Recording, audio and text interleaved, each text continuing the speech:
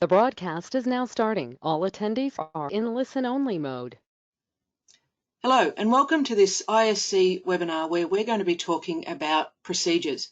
My name is Trish Kerrin and I'm the Director of the ICME Safety Centre. I'm joined today by Dr Camille Peres, an Associate Professor with Environment and Occupational Health and an Associate Director of the Ergo Centre at Texas A&M University. She received a PhD in Psychology from Rice University in 2005 and does collaborative research on human factors and high-risk processing industries, for example, the oil and gas industry, chemical processing, and emergency response. She currently investigates performance implications for procedure design and use, human-robotic interaction in disaster environments, and measuring team performance in emergency operations. Dr. Peres is a certified human factors professional and regularly gives talks to industry groups regarding human factors and high-risk industries. Now, if you have any questions as we go through this webinar, please jot them down in the question box, or you can send a chat through as well. I'll be monitoring both of those, and at the end, time permitting, we'll be asking your questions to Camille. Camille, welcome, and I'll hand over to you to run the session. Excellent. Okay, thank you so much for having me, and I'm just thrilled to be able to share some of the work that we've been doing. And as the title said, this is about procedural systems and specifically about some evidence-based insights about these things, what we've learned, and also what we still need to know. So I like to start a lot of my talks with this slide and this image, and the reason that this is important to me because it shows a picture of actually the Phillips petroleum explosion that was unfortunately killed Mary Kay O'Connor. And the reason that this is the image I chose is because it shows this disaster from the perspective of the workers who are at their gathering point looking at the disaster and the explosion from a distance. And I can imagine that they're wondering, you know, if any of their friends or possibly family or coworkers have been hurt or killed in the fire and the explosion. You can see that the cameras are already here, the news is already there, all of the smoke that's in the air. A lot of the workers in this area have family. Their family lives in this area. They probably live in this area. They may be wondering if their children are having to shelter in place at their schools and what their family members are having to do, maybe wondering about whether or not they'll have a job after this. And so it really brings to home that this is something that affects them personally, and as opposed to these big pictures of the fires themselves and sort of the engineering piece of the explosion, but really focusing on what we're trying to do is prevent these kinds of impacts on these workers. And it certainly is what motivates me in the work that I do. And with regard to procedures, there have been issues with procedures in these kinds of process safety events, these kind of process safety domains explicitly, where we're talking about this plant, but also in oil and gas. This is a graphic that's from Center for Offshore Safety, and what they have been doing is since Macondo, they have been collecting what are the kinds of issues that have been associated with any kind of incident offshore. And you can see that for the last 5 years, or since from 2016 to 2020, and it really doesn't matter what time period you pick for these, that operating procedures and safe work practices always are the highest. And we had 1 year there in 2018 where it was almost tied with the quality of task planning, but it really is one of those things that we're having a hard time figuring out how to resolve and make better. And as part of this, the Next Generation Advanced Procedures Consortium was established in about 2014 with Mary Kay O'Connor Process Safety Center and the Texas A&M Ergonomics Center. And this is an industry academic collaboration to actually try to understand and gather some evidence-based information and insights into some of these struggles. And you can see some of our industry partners Our active partners are here in the middle, and then our previous partners, you can see, are here on the bottom left. And we're really doing some groundbreaking research, because what we found when we first started is that there wasn't a lot of evidence looking into procedural systems and why they would work and why they wouldn't work.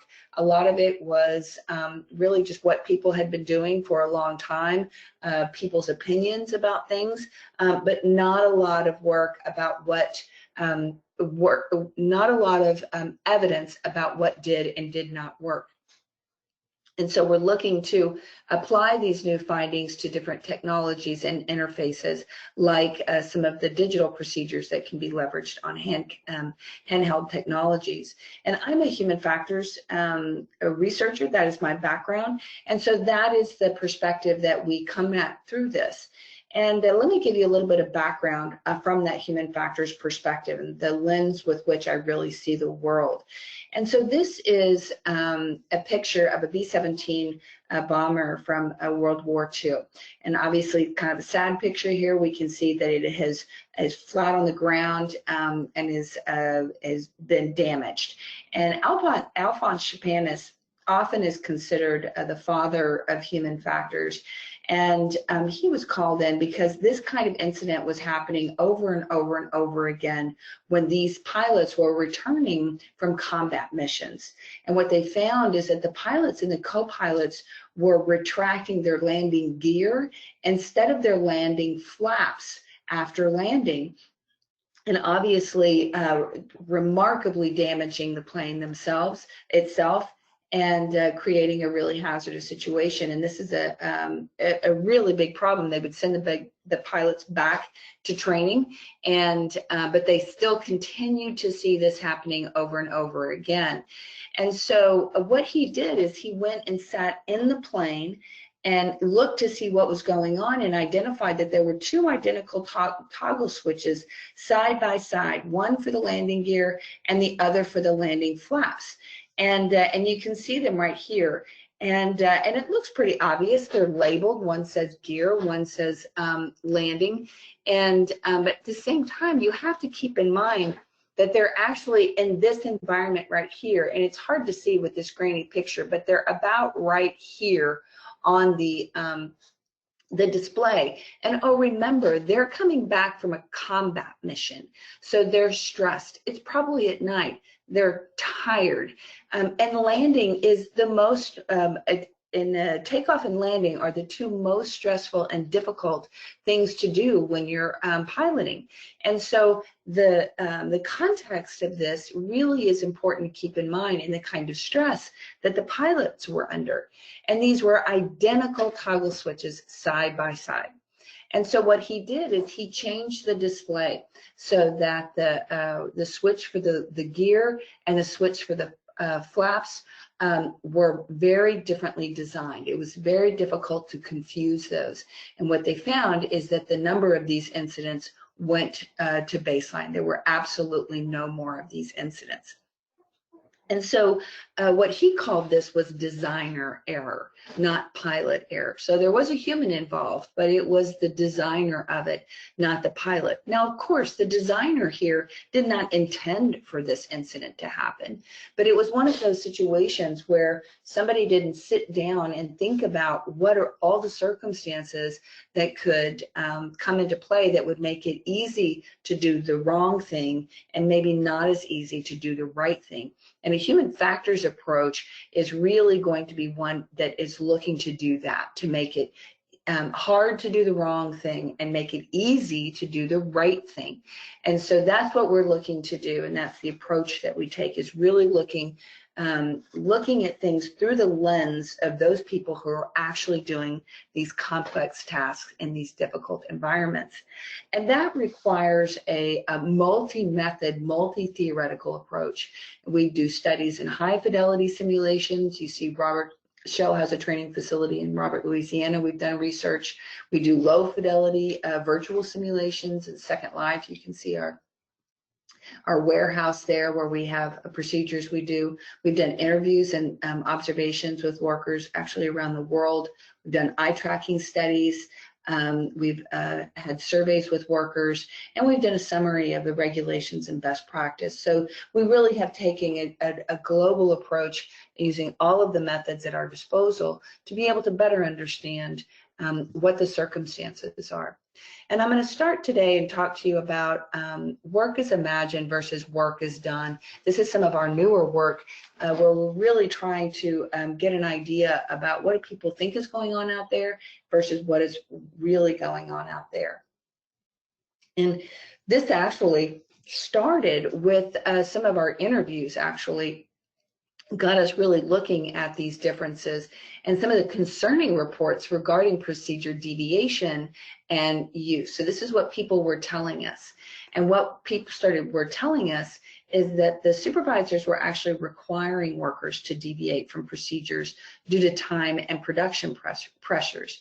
And actually workers wanted a way that supervisors could be held accountable. They were actually kind of excited about the idea of having digital procedures so that it would be more difficult for the supervisors to tell them to deviate in order to make production quotas or to meet time deadlines.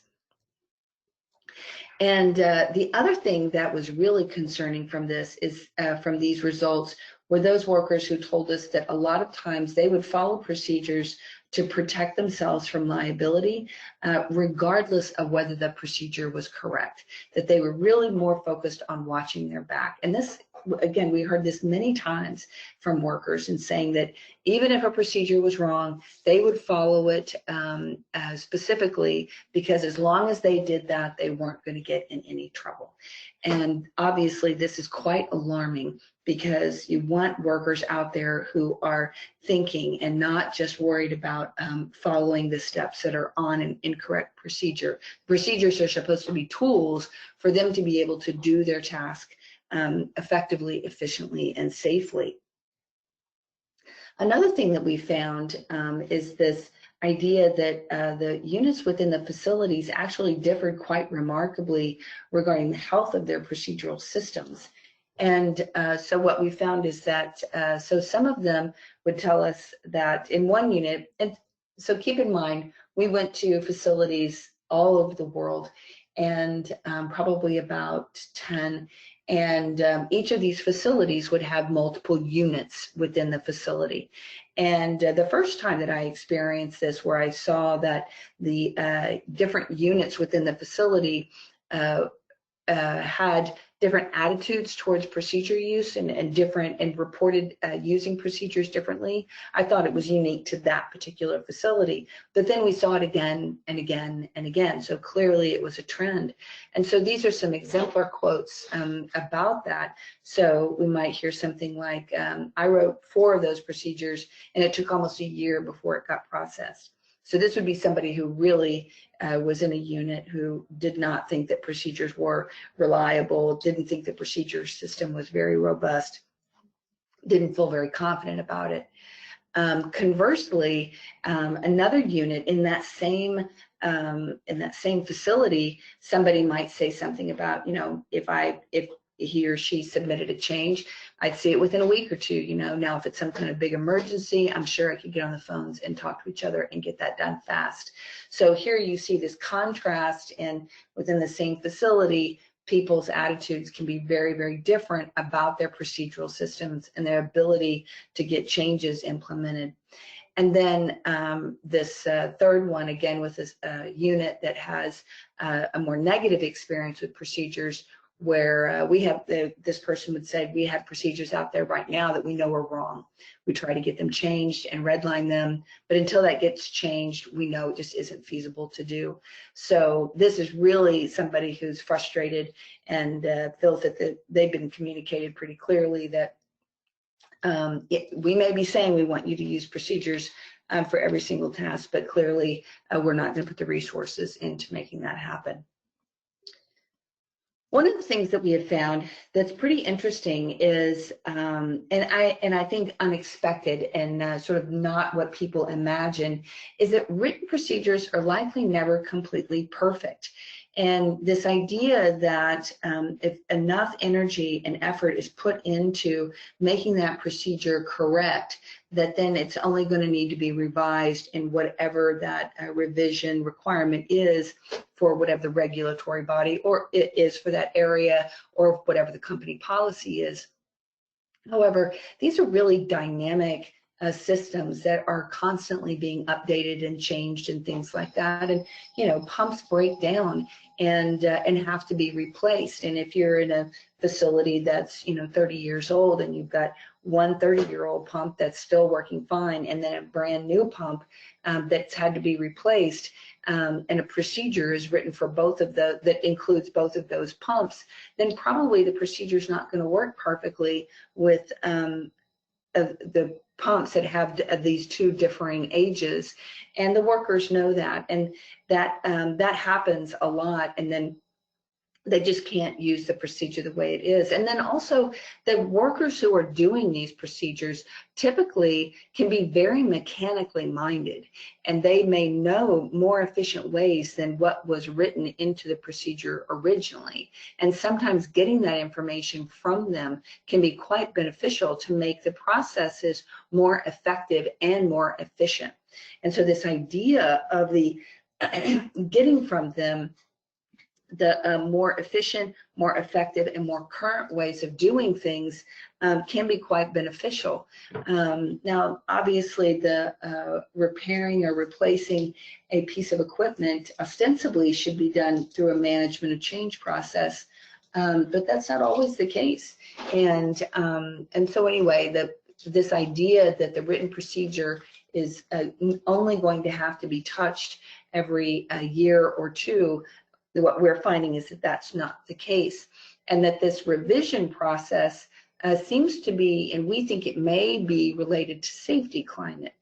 And while we haven't had a chance yet to actually document that, we're really looking for an industry partner to work with us on documenting that. There is some anecdotal evidence around this. For instance, the head of HSE for BP Wells said that when they started tracking the turnaround time for redline procedures, that they actually saw procedure adherence improve remarkably. And what he said was that we tell them we measure what's important, so we showed them that their feedback was important.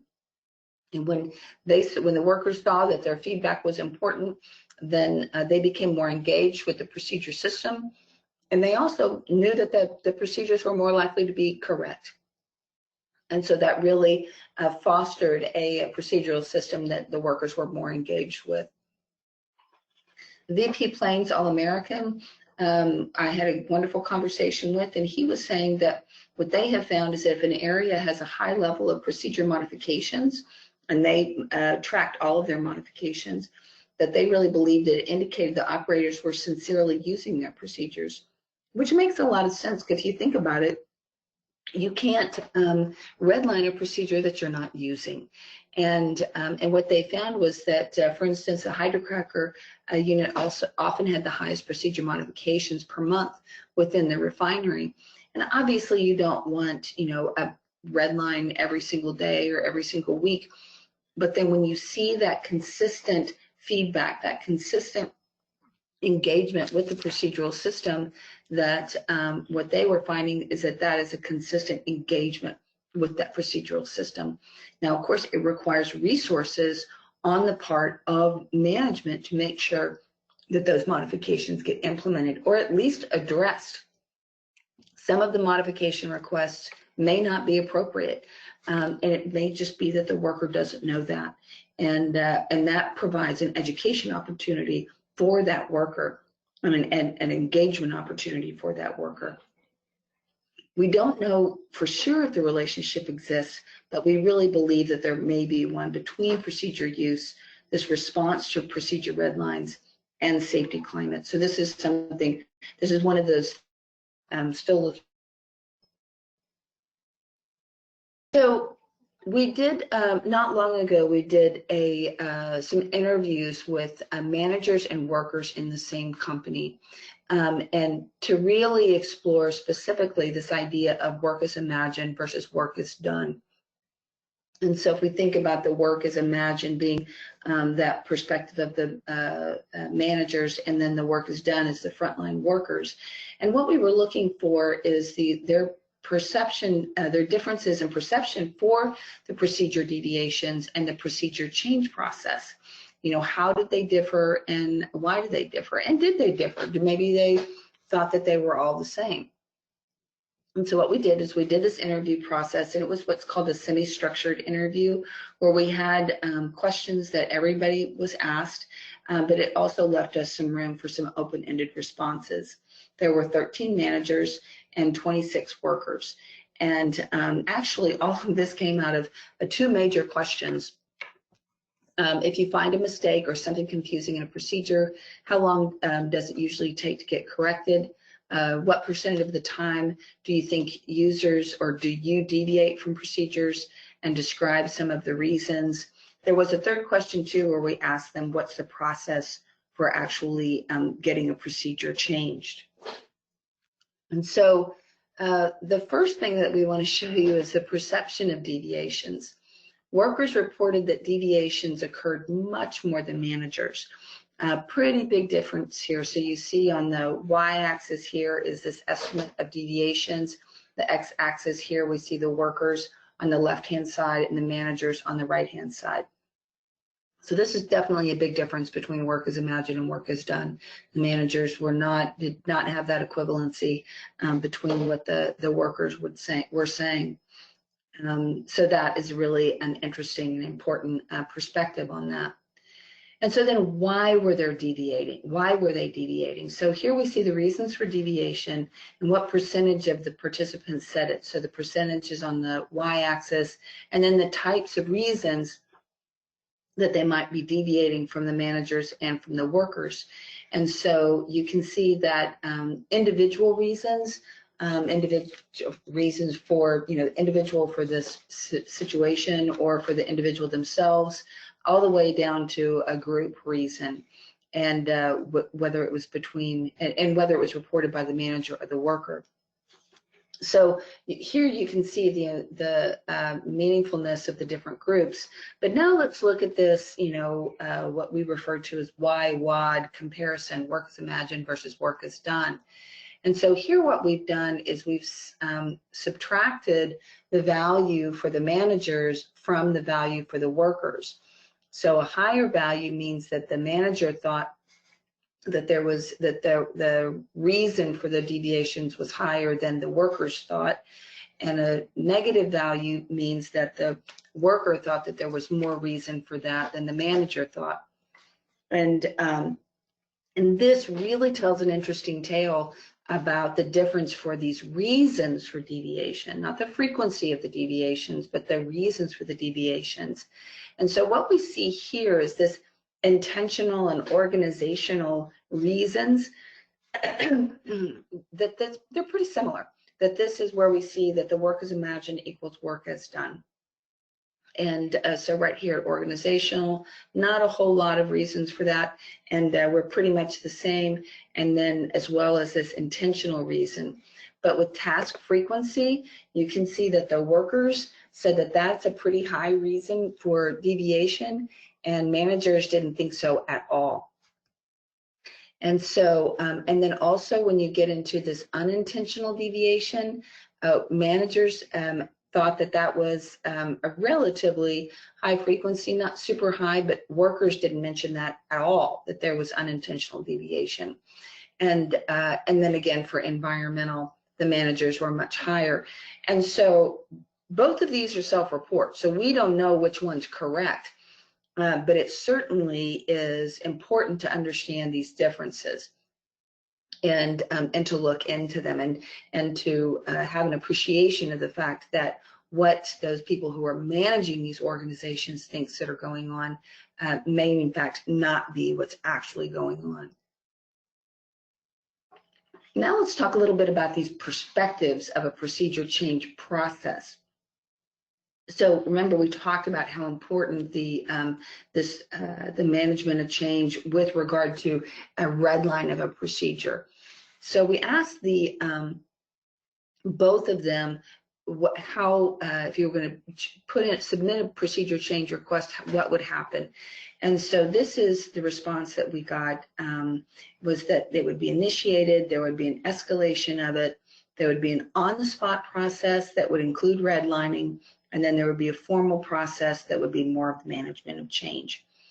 And you can see the steps here: the review, the audit on the job, escalate to peers, escalate to leadership, error verification in the field. If the error doesn't exist, then that would stop.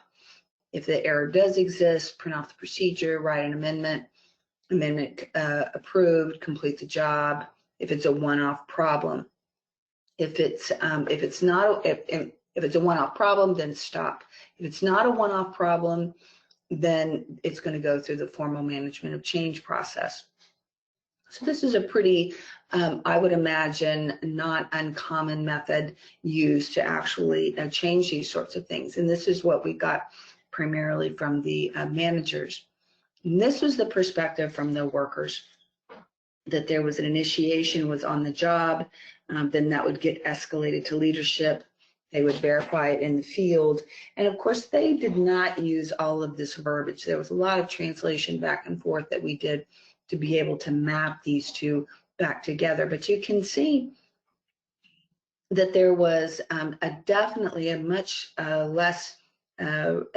more shallow understanding of the entire process for the workers than for the managers, and really discussed it more as a black box. And for them, the escalation piece really to peers really didn't exist, and they didn't really talk about the sort of the process truncation piece of it as well. So this was a really important and interesting sort of difference between the two. So the administrators, and here's some more interesting differences here, is the administrators were pretty adamant that the process was pretty easy and that corrections were encouraged, and they felt that it was that the workers thought that, and that it was a pretty smooth process, and that they intentionally had made it a very easy sign-off process for the workers. They don't want it to be overly robust or complicated so that it discourages its use. And so they had really thought that they were making putting a lot of effort into making it as easy to use as possible. However, the users thought that the amendments weren't a priority, that the process was a black box, that changes were very infrequent, nobody listens to them, and the phrase "it is what it is" was repeated quite frequently. So this the experience that the workers imagined, or these managers had put into, wasn't getting translated into the workers in the field. And so why do these perspectives differ? There's barriers to participation. And so they, ironically and unfortunately, the procedure change process is an operational safeguard intended to modify procedure errors that sometimes can lead to hazardous situations. But it's got to be used in order to be successful. And so this encouraging and fostering broader participation is going to be really, really important. And the challenge is that how to do that. And it looks like the knowledge barriers about how to go about using this change process, the communication barriers, and then also the safety climate barriers. And so so that's a big challenge that can happen here, and that can be quite opaque to the managers who actually have generated the process itself. So this is what we had reported about the procedure change process. So then another set of studies that we have done is looking at documenting the work is done when they're actually using the procedures. So this is more about Are people following the procedures the way that the procedure is written? So it's a different kind of work as imagined versus work as done. And so, and this is really unusual because a lot of times we ask people whether or not they deviate from procedures, but we don't necessarily know whether they do or not. So what we did is we had the opportunity to put GoPro style cameras, as you see here, on hard hats and ask workers to go out and do their normal tasks. So it was routine tasks. It was a very natural setting. It was not controlled at all. And the videos are really rich with information so that we can deduce meaningful information. And one of the things that's important is what we're looking to do is really be able to describe how workers interact with procedures so that we can better understand this. Not look for another way of describing how users do this wrong. There's plenty of those. There's plenty of ways to describe errors. We're more interested in describing how well workers actually do their jobs. So this initial analysis framework is basically a decision tree. And so this is at the step level. And so the people who are analyzing these videos have the procedure in their hand as well, and they're watching the worker's video. And so they'll look at the step and see, was the step skipped? If yes, then work as imagined does not equal work as done. If no, then they look to see, was the step done as prescribed?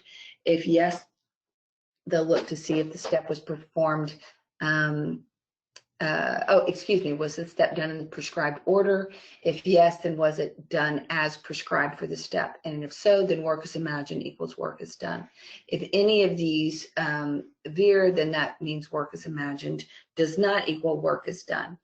And so for parsimony, so then this would be, so if yes here, then we've got step was not attempted. If no here, then it was done in a different order. And if no here, then it was done differently than prescribed, but in the right order. And so, and it obviously here done as prescribed. And so these are the coding attributes that we called them for parsimony's sake, to be able to say for those that where we have work as imagined does not equal work as done, this is the coding attribute that we have for them: skip, order, and action. So at this point, we have coded all of the procedures, all the steps from one of the locations. That's 595 steps. And 37% of those steps, we saw that works imagined does not equal work as done. And so you can see that we have the red, green, and purple bars represent how those are coded, what the particular coding was for that step, and what percentage of the steps were in that code for each of these 10 tasks. Some of these tasks were done by multiple people. Some of them were done by one person. We couldn't control for anything in this environment. So that's one of the things you get.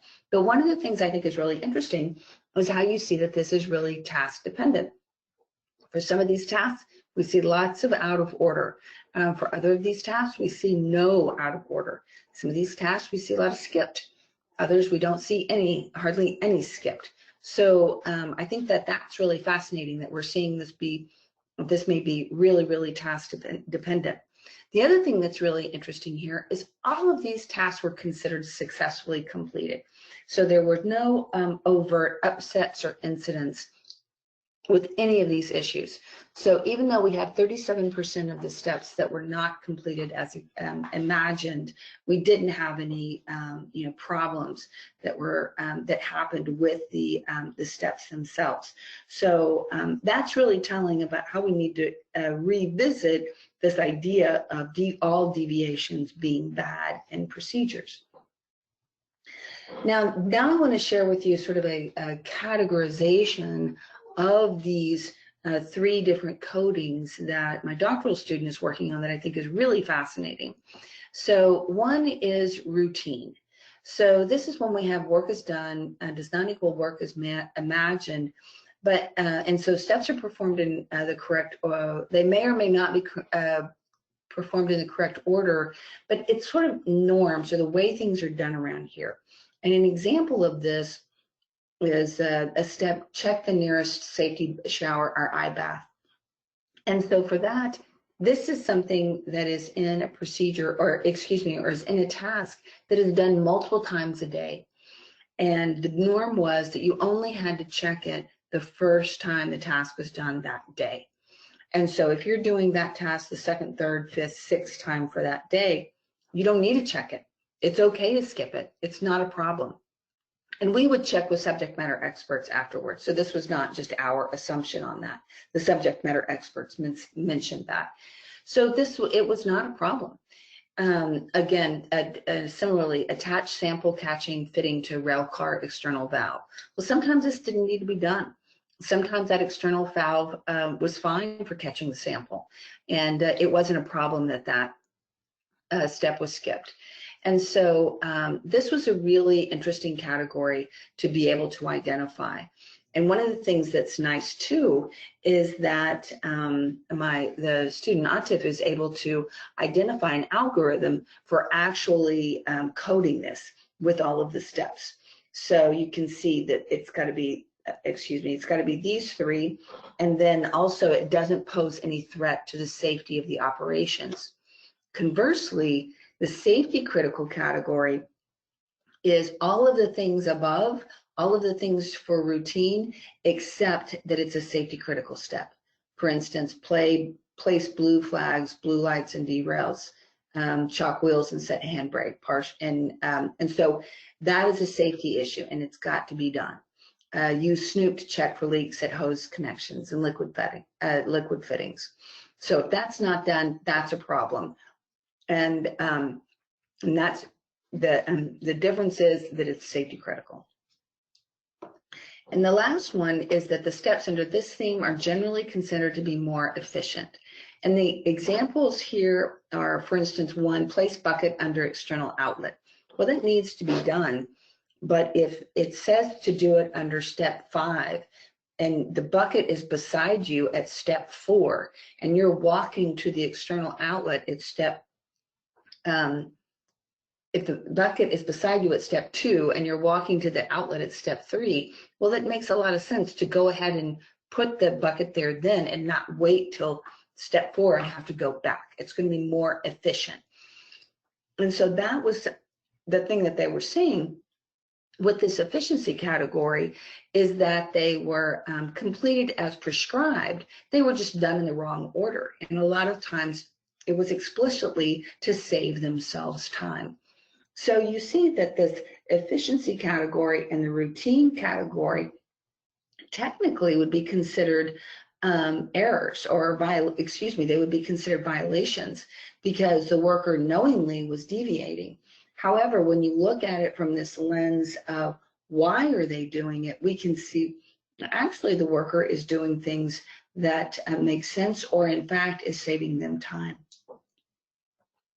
So it's still not clear what's the best way of monitoring this WAI and versus WAD, and what are the best ways of resolving it. More importantly, as a company, you want to find out about what's going on so that you can resolve what's going on. If there's safety critical issues, or you just want the procedures to be correct, or you want them to be more flexible. So one of the things I want to talk to you too about is the nature of information processing and some surprising findings from our research.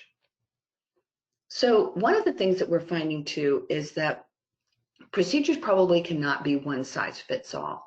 We're finding that deviation, use, and incidence reliably varies by task frequency and worker experience. That may also vary by step word length, and but we won't get into that right now.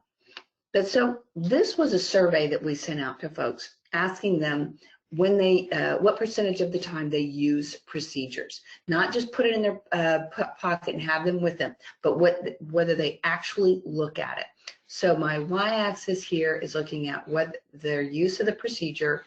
My x-axis is the frequency of the task, and the bars are whether sign-off was required or sign-off was not required. And our assumption was that sign-off indicated, the step-level sign-off, indicated that the task was higher risk.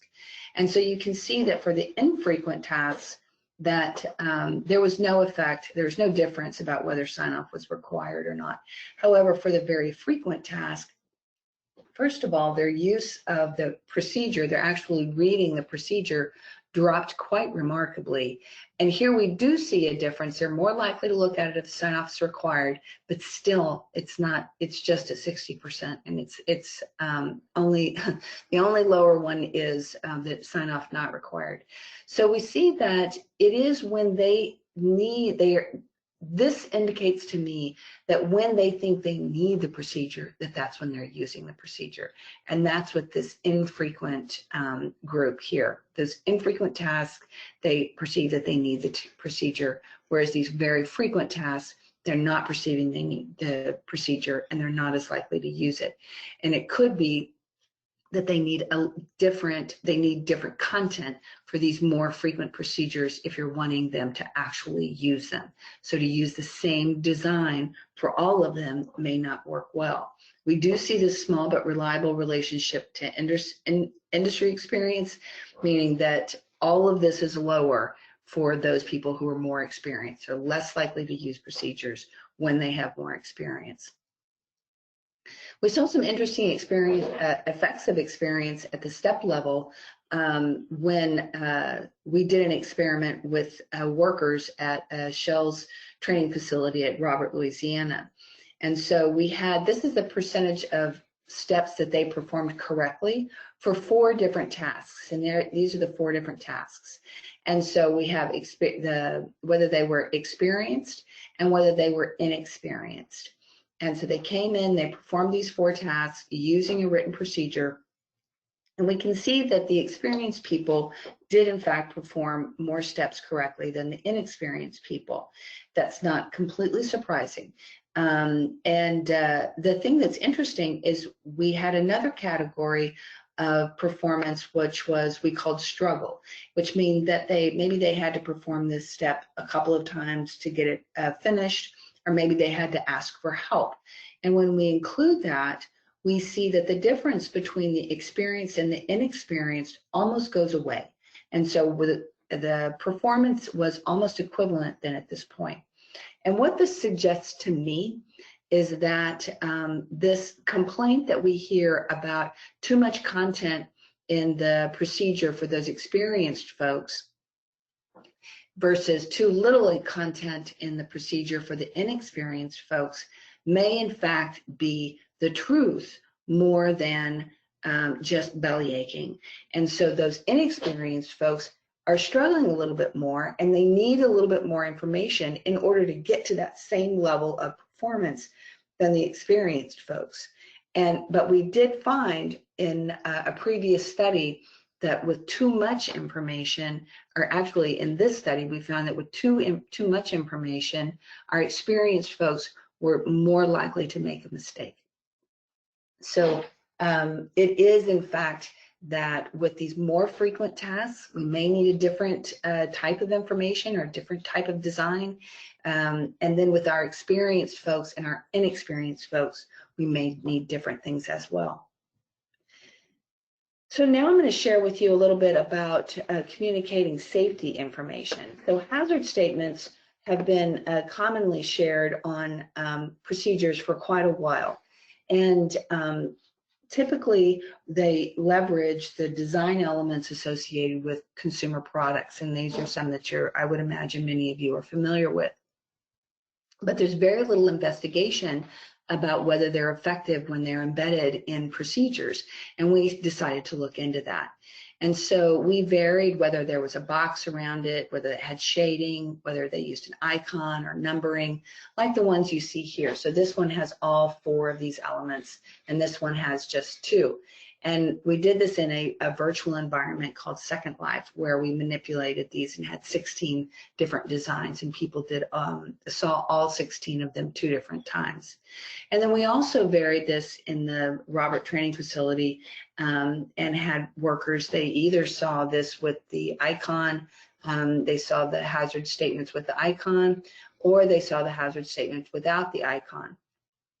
And so what we were measuring is whether or not they performed the safety statement, or they performed the action in the safety statement based as our dependent variable. So that's what we were looking at. Did they do what we wanted them to do, and did it differ by the design of the procedure, or by the design of the safety statement? And what we found in the laboratory environment, where we were in the virtual setting, we found a difference. The only thing that made a difference was whether the icon was there or not. Now, what we have here in our y-axis is the proportion of time they did that safety statement, whether or not they did what we wanted to do. But the thing is if the icon was present, they were less likely to do it than if the icon were absent. And that was pretty surprising. So then we looked to see what happened with our real workers, actual workers in a higher fidelity situation, and we found that actually we got a much bigger effect. Same situation, if the icon was there or present, they were much less likely to follow the hazard statement than if the icon were absent. And the real kicker here is that they were adamant that the icon needed to be there in order for them to notice it and be sure to follow it. So, and I'm sure that they weren't lying to us, but that was their perception, that was their experience, that that icon was really important. So we followed that up with an eye tracking study to be able to see what was going on. Is this an intentional issue? Did they just not see it? What's going on? So we varied the design. We just had two different designs. We had a good design and a bad design. This is the one that we're seeing tends to result in the kind of behavior that we're looking for, and this tends to result in the behavior we're not looking for. And again, we found the same thing. And but now what we have, so we see that with the good design, we see that they're more likely to comply. The bad design, they're less likely to comply. Now, but with the information we have from the eye tracker, we can see their what's called a fixation duration, or how long they look at this area that we're interested in. So we created what's called an area of interest. And if it is that this significant effect between these two goes away when we put in the fixation duration, then that means that fixation duration actually mediates this effect between these two. And that's exactly what we find. So now we see when we put that into the model, we see that there's no difference between, there's no significant difference. So obviously there's a difference there, but there's no significant difference between the two conditions. What that means is when we have a good hazard statement design, then we increase fixation time on the content that we want them to be reading, which means that we're increasing their likelihood to comply. But it's still not clear, will this work in the field? Is that actually going to play out in the field? Does this differ for workers experienced with that specific task? Does it translate to digital procedures? And what else are workers not paying attention, or not aware of, not attending to? So in summary, and for some takeaways for this, when I first started this work and asked people what a good procedure were, they would say that it ensures effective performance, it facilitates safety, it communicates risk, and it documents compliance.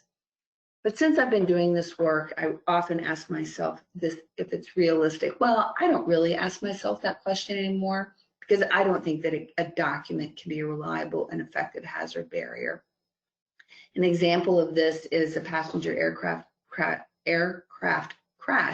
in 1998, where the pilot was focused on the checklist, and his co-pilot suggested that they descend and dump the fuel, but he wasn't at that point in the checklist, and so he didn't. And by the time he got to that point in the checklist, then it was too late, and they lost the entire flight. So this is an example of that checklist not being sufficient to protect them against clearly a very hazardous situation. And Decker refers to this as the worker's double bind, where workers rigidly follow rules when the situation where worker rigidly follows rules when conditions indicate that the procedure is wrong, that can lead to an unsafe outcome, much like our pilot. But the worker is going to get blamed for inflexibility and application of rules without sensitivity to context. So all would say that that was pilot error. However, if the worker deviates to an unanticipated condition without certainty of outcome, this also can lead to unsafe outcome. And here the worker is going to get blamed for deviation or non-adherence. So these are situations that are untenable for the worker, and we have to get them out of these situations. And so Decker refers to Holnagel's Safety Model 1 and Safety Model 2. So Safety Model 1, with regard to procedures, would say that the control of workers is paramount and procedures should be followed rigidly, and that safety comes from its control. Whereas Safety Model 2 acknowledges that procedures are a resource for action, and applying them is a substantive and skillful cognitive activity.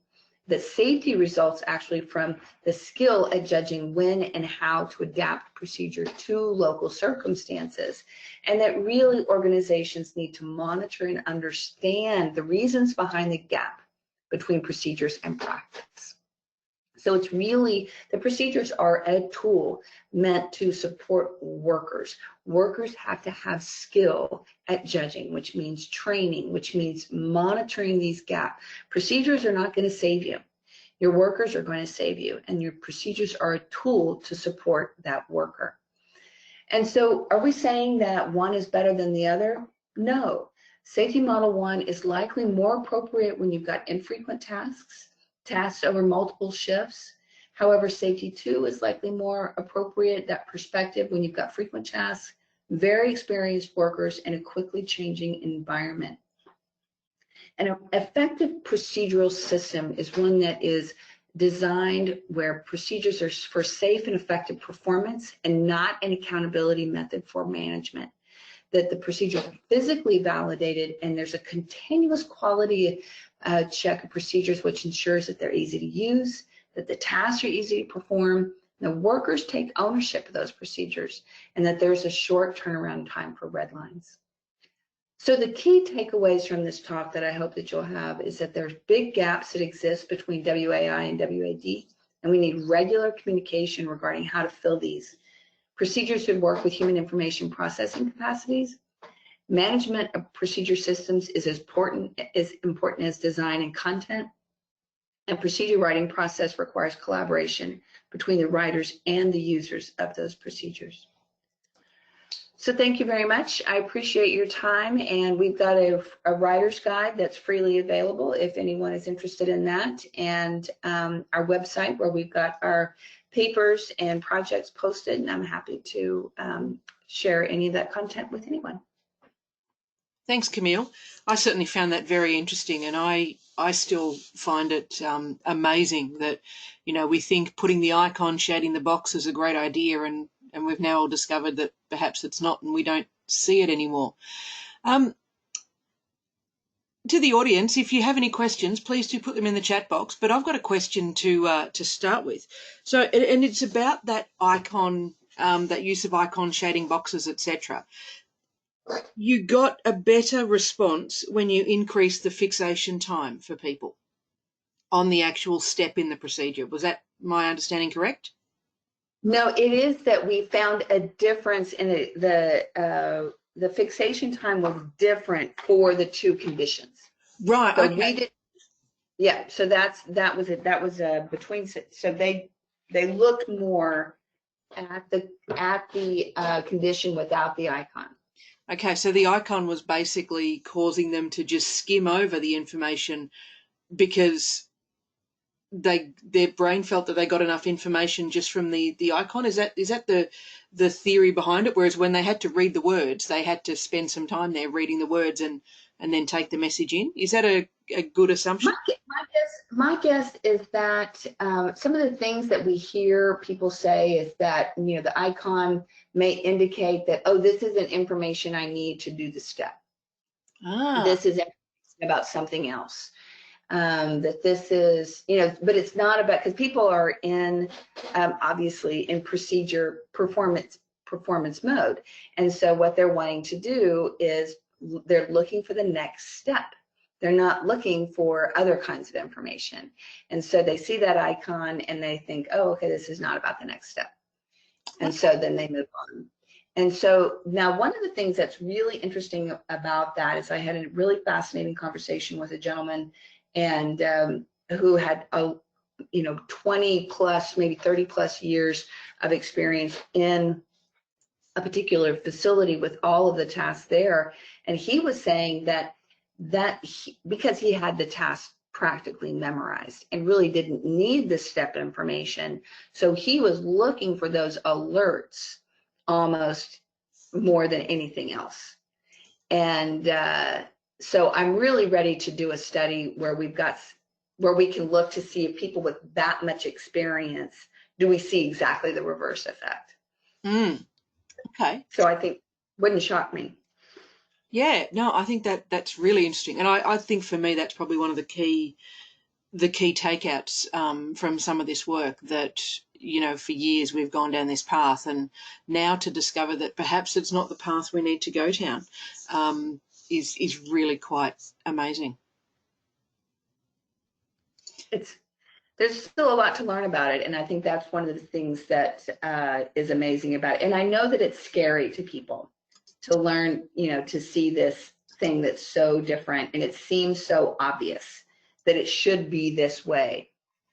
But it just, when you look at what people are actually doing, they're looking for the next task information.